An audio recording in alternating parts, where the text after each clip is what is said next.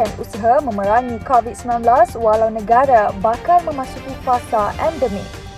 Pengerusi Barisan Nasional Datuk Seri Dr. Ahmad Zaid Hamidi meminta pihak kerajaan agar meneruskan usaha mengurangkan kadar jangkitan walaupun selepas mengisytiharkan fasa pandemik COVID-19 telah berakhir.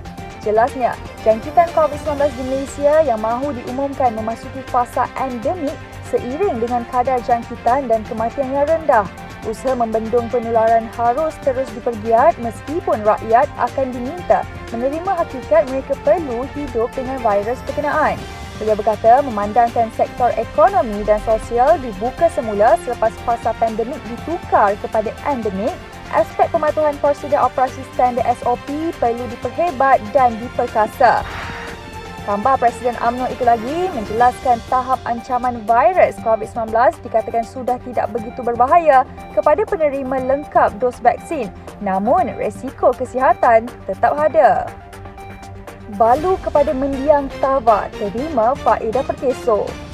Menteri Sumber Manusia Datuk Seri M. Sarvanan telah menyampaikan bayaran ganti rugi hilang upaya sementara dan faedah pengurusan mayat dari Pertubuhan Keselamatan Sosial Perkeso kepada isteri mendiang Tava Sagayam yang telah meninggal dunia pada 27 Ogos 2021 setelah terlantar lebih 8 bulan akibat diserang oleh seorang tetamu di tempat beliau bekerja sebagai pengawal keselamatan.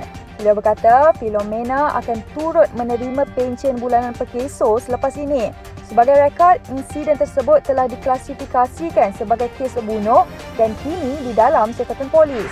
Selain itu, beliau juga menegaskan bahawa pihak majikan wajib membuat caruman Pertubuhan Keselamatan Sosial Perkeso bagi pekerja mereka dan beliau telah mengarahkan penguatkuasa Perkeso dan Jabatan Tenaga Kerja memastikan pematuhan pihak majikan di dalam perkara ini. Tempoh pembaharuan lesen dan cukai jalan dilanjut sehingga 31 Disember. Kementerian Pengangkutan MOT memutuskan untuk melanjutkan proses pembaharuan lesen kenderaan motor LKM termasuk lesen memandu Malaysia LLM sehingga 31 Disember ini. Menterinya Datuk Seri Dr. Wee-Ka Siong berkata, menerusi tetapan baharu itu, pemilik LKM dan LLM yang tamat tempoh sah tidak dikenakan tindakan penguatkuasaan dan pematuhan oleh Jabatan Pengangkutan Jalan JPJ dan Polis Diraja Malaysia PDRM sehingga 31 Disember ini. Bagaimanapun katanya, pemilik LKM yang telah tamat tempoh sah perlu memastikan kenderaan masing-masing dilindungi insurans yang sah. Di samping, sijil perlindungan insurans yang sah perlu dipaparkan dan ditunjukkan bagi tujuan pemeriksaan. Tambah beliau lagi, orang ramai boleh memperbaharui LKM dan LLM secara walk-in bermula 6 September ini tanpa perlu melalui sistem tempahan seperti dilaksanakan sebelum ini. MySejahtera dikemas kini dan ditambah baik dari semasa ke semasa.